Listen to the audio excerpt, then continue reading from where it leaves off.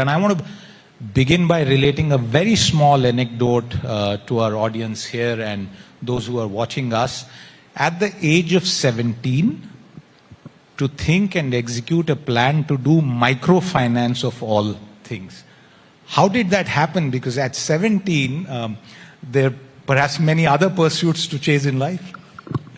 Firstly, thank you so much, India Today, for having me here. This means so much. It's been a couple of years now, so it feels good. Lovely chatting with you, Siddharth. Yeah, thank you for that question. I think, at 17, there were a couple of different things that triggered is the wrong word, that motivated me to start Swatantra. I think from a very young age, I've had a lot of guilt of being born in privilege. And I wanted to do something by myself to make myself feel like I'm worth it. Right? I think it was coming from that place as well. I wanted to do something to bridge the gap. I was born in so much privilege, and then across the street, a girl didn't have anything to eat or wear.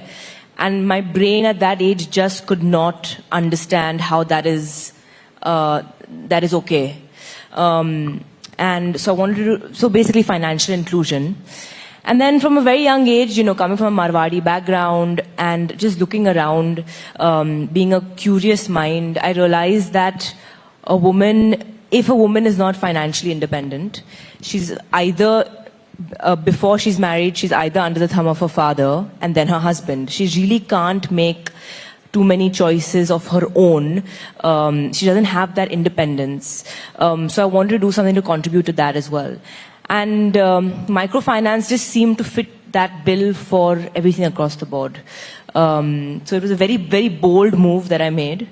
Didn't have much support at that time, and rightfully so. I don't know if I would have supported me looking now back.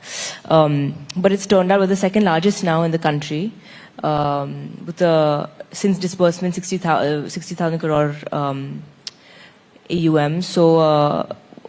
So, I mean, it's been a journey, and that's the story of Swatantra.